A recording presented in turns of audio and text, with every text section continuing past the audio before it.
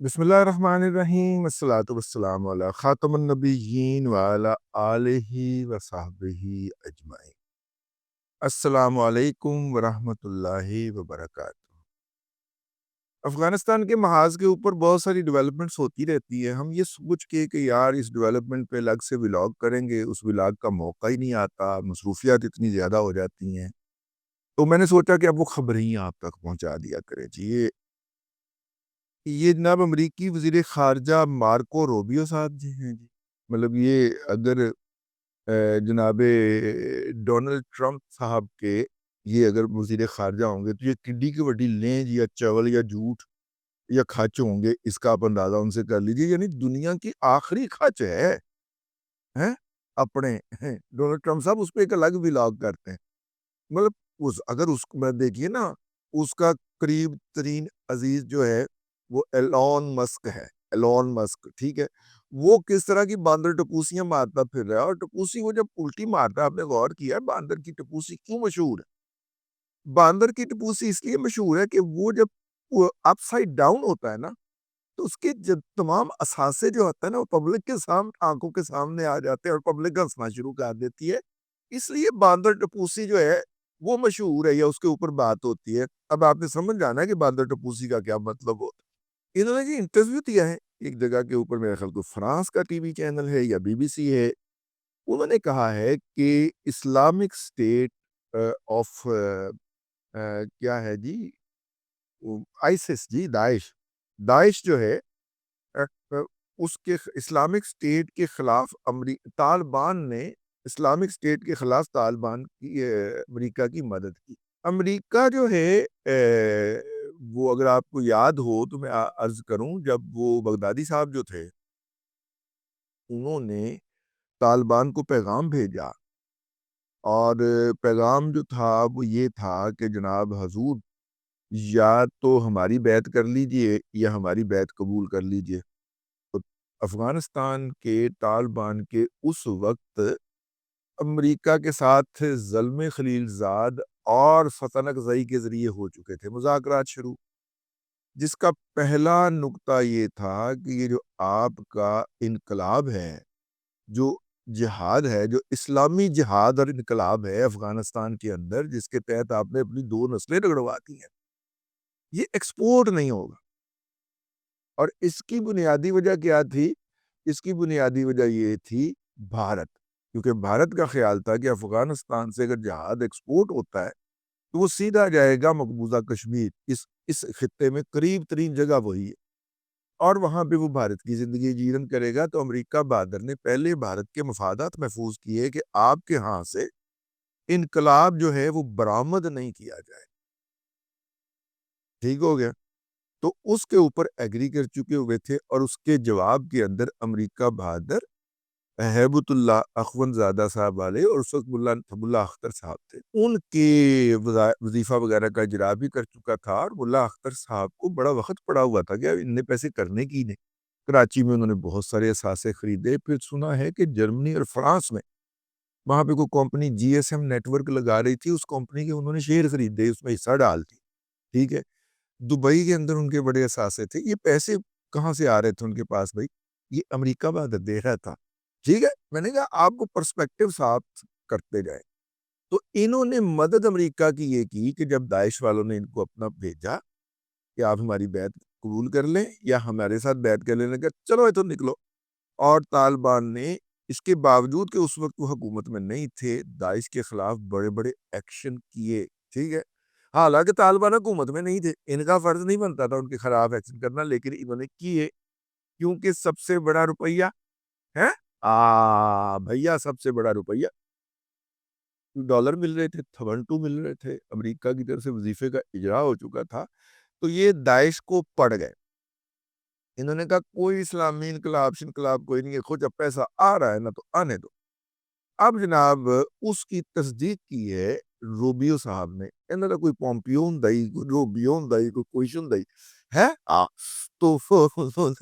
تو انہوں نے ان کی مدد کی طالبان کی کہ آپ یوں کر کے ہم سے پیسے لیں اور ان کے خلاف ایکشن کریں۔ تو وہ جناب پھر ایکشن ہوا، انہوں نے داعش والوں کو مارنا شروع کیا، اور پاکستان حکومت نے ایکسٹرا سینسٹیو ہونے کا ثبوت دیا تھا. پاکستان میں کچھ فرقہ وارانہ تنظیمیں تھیں، انہوں نے جا کر داعش کی قیادت کے ہاتھ پہ بیعت کی تھی، بس واپس ہی آئے تھے شام سے. ٹھیک ہے، واپس آتے ہی پولیس مقابلے میں وہ ان کے بچے، ان کے بھائی تک سب پھڑکا دیے گئے تھے کہ داعش کی اجازت نہیں دی جائے گی پاکستان کے اندر. پاکستان کی جو اسٹیبلشمنٹ تھی اور خاص طور پہ پاکستان کی جو پولیس تھی، جس کے اندر بہرحال یہ کہنے میں کوئی حرج نہیں ہے کہ ایرانی عناصر جو ہے وہ ڈومینیٹ کرتا ہے ہمیشہ سے.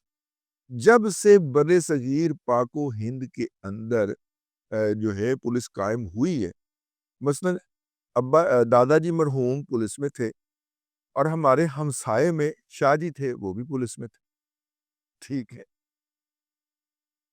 اور میرا ابتدائی جو بچپن ہوتا ہے نا، وہ شاہ جی کے گھر ہی گزرا ہوا. ٹھیک ہے نا، اور وہ شاہ جی کی جو صاحبزادی جس نے مجھے کھلایا ہوا تھا، پھر وہ اسی وقت اس کی شادی ہوئی، اور وہ جب گئی تو اتنا اس کا خاندان نہیں رویا تھا جتنا میں رویا. آپ ہی چلی گئی ہے، بازی چلی گئی.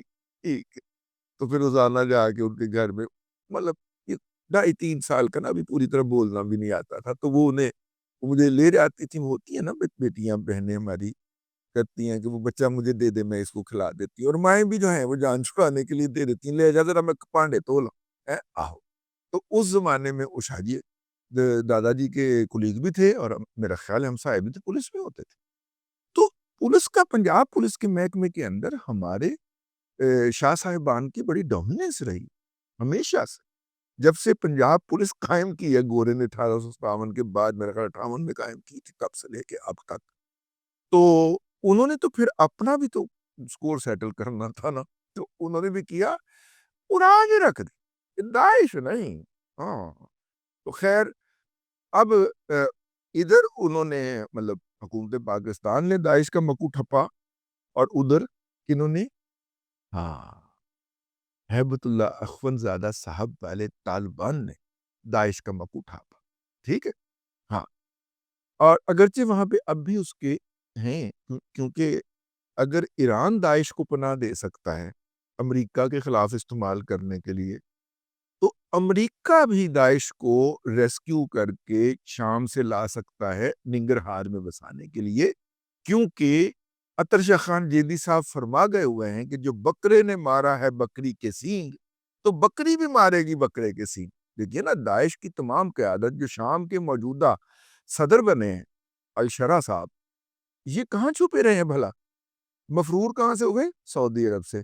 چھپے کہاں رہے؟ ایران میں. ٹھیک ہے نا. اور پھر داعش نے ان کو شام میں داعش کا ہیڈ بنا کے بھیجا، وہاں پہ جا کے داعش کے لیے کچھ عرصہ کام کیا، پھر اس سے منحرف ہو کے اپنی تنظیم قائم کر لی. ٹھیک ہے، جس کے تحت وہ اب شام کے صدر بنے. اس کے بعد چونکہ پڑھے لکھے آدمی تھے، اور داعش میں بیشتر لوگ ایکسٹرا پڑھے لکھے تھے یا ہیں، تو انہوں نے پھر گلوبل ڈائیلاگ کیا، متعلقہ لوگوں کے ساتھ ڈیل کیا، اور ڈیل کر کے وہ حالات و واقعات کو اس لیول تک لے آئے کہ جناب، اگرچہ کچھ لوگ نہیں مانتے، لیکن انکنفرم یا سوشل میڈیا اطلاعات تو ہے نا، کہ خامنہ ای صاحب نے جب کہا کہ 20,000 سپاہی بھیجیں شام کو، ٹھیک ہے، تو پتہ چلا کہ جناب نہ صرف کہ جو نئے صدر صاحب نے انکار کر دیا، بلکہ عراق نے بھی کیا. خبردار، ایک بندہ نہیں جانے دیں گے شام کی طرف عراق سے گزر کر. ہیں، ہاں، واپس کوئی وہاں سے بگوڑا ہو کے شام سے بھاگ کے آئے گا جان بچانے کے لیے، اس کو آنے دیں گے، جانے نہیں دیں گے وہاں پہ. یہ مجموعی پلان اوورال دیکھیں نا، امریکہ کے تو ابھی تک اڈے ہیں نا عراق کے اندر. ہاں، وہ بڑی کہانی ہے. اس لیے عراق جیسے ملک میں، جہاں پہ کہ ایران کی باجگزار حکومت ہے، اس وقت ایران کا بیشتر تیل، ایل پی جی اور گیس وغیرہ جو ہے، ایل پی جی گیس ہی ہوتی ہے، ایل پی جی گیس اور تیل وغیرہ جو ہے وہ براستہ عراق ایکسپورٹ ہوتا ہے، اور ایران اس کو اپنے ایک نوکر کے طور پہ، ایک سبسڈی کے طور پہ استعمال کرتا ہے. اور اس نے انکار کر دیا کہ جناب، ایران کے پاس دوران انقلاب جو ہے، ان کو ہم گزر کے شام نہیں جانے دیں. ہاں شام سے جو پاس داران بھاگ کے ادھر کو آ رہے ہوں گے ان کو ہم عراق سے گزرنے کی اجازت دے دیں. تو خیر یہ جو عراق میں نے کہا کہ ایران کا جو بھرم ٹوٹا ہے وہ اپنی جگہ کے اوپر. مطلب ہمارے ہاں تو میڈیا ڈسکس نہیں نہ کر رہا کہ یار ہمارے اوپر کوئی ٹھپا نہ لگ جائے, کوئی ہم وہ نہ ہو جائیں, ہیں مطلب ہمارے اوپر کوئی ٹھپا نہ لگ جائے. ہمارے ہاں تو میڈیا ڈسکس بھی نہ کر رہا کہ میرے اوپر کوئی فرقہ واریت کا ٹھپا نہ لگ جائے. لیکن یہ اس خطے کے اندر ایرانی انقلاب کے بعد ایران کی فوجی قوت کا بے نقاب ہونا اسرائیل کے مقابلے میں یہ کاؤنٹر ریولوشن ہے. ٹھیک ہے, ایک انقلاب آتا ہے, ایک رد انقلاب آتا ہے. یہ رد انقلاب ہے, آپ کچھ دن گزرنے دیجیے آپ کو پتہ لگے گا. اگرچہ ابھی بھی حزب اللہ جو ہے, حزب اللہ صاحب جو ہیں وہ بھی سٹیٹمنٹیں دے رہے ہیں کہ یہ ہے اور وہ ہے, اور ہمارے جو محبی ہیں جناب کیا نام ہے عبداللہ طارق سہیل صاحب, وہ بھی رائٹی نمبر دینے کو تیار ہیں ایران کو. میں اسے پیورلی 100% رد انقلاب سمجھتا ہوں. یہ جو قوت بے نقاب ہوئی ہے, یہ جو ایران کی ریاست, ایران کا انقلاب اور سارا ہی بے نقاب ہوا نا. ایران کی ریاست دفاع نہیں کر سکی پراپرلی جب اسرائیل نے اٹیک کیا ہے, اور جب ایران کی اٹیک کرنے کی باری تھی تو ان کے میزائل جو تھے وہ مطلوبہ مقامات پہ نہیں پہنچ سکے, بلکہ اگر پہنچے بھی تو ان کے اندر چند چنگاریاں بھی نہیں نکلی, چنگاریاں بھی نہیں نکلی. تو اس کا مطلب ہے کہ ہوائی بنا کے عربوں کو ڈرایا ہوا تھا امریکہ نے کہ بہو آ گیا, ایران کا بہو آ جائے گا, بھوکا آ جائے گا. اس کے بعد آپ کانفیڈنس لیول چیک کر رہے ہیں ذرا ایم بی ایس کا. ایران کے بے نقاب ہونے کے بعد ایم بی ایس صاحب جو ہیں وہ گلوبل نیگوسیشن کرواتے پھر رہے امریکہ کی اور روس کی ہے, اور یوکرین کے مسئلے کے اوپر. آپ اندازہ فرمائیے ذرا, ایک دم سعودی عرب کا اعتماد بحال ہوا. اوئے ہم ساری عمر ڈرتے رہے ان سے, یہ تو یہ نکلے, یہ تو ہماری دو چپیڑے نہیں کھا سکتے. ٹھیک ہے نا. تو اب آپ ذرا لیول چیک فرمائیں ایم بی ایس صاحب کا. تو خیر ایک ہی خبر کے اوپر جی بھی لاگ بھگت گیا. تو میں نے کہا کہ ویسے ہی چلتے چلتے ذرا مرچ مسالہ بہت ضروری ہوتا ہے نا, تاکہ آپ بور نہ ہو جائیں. تو یہ جو روبیو صاحب ہیں انہوں نے کہا ہے کہ جی طالبان نے اسلامک داعش کے خلاف امریکہ سے متعدد مواقع پر کافی تعاون کیا. خوچا ڈالر کے بغیر تعاون نہیں کرتا. ٹھیک ہے, اور جب بھی ان کو کہا گیا کہ وہ اسلامک اسٹیٹ کے خلاف ہماری طرف سے کارروائی کریں, وہ ہمارے مددگار ثابت ہوئے. روبیو نے کہا کہ ان کی زیادہ تشویش شام کے بارے میں ہے, جہاں داعش کے 8,000 ارکان جیلوں میں قید ہیں. اس کا بھی سٹیٹمنٹ تو ختم ہو گیا.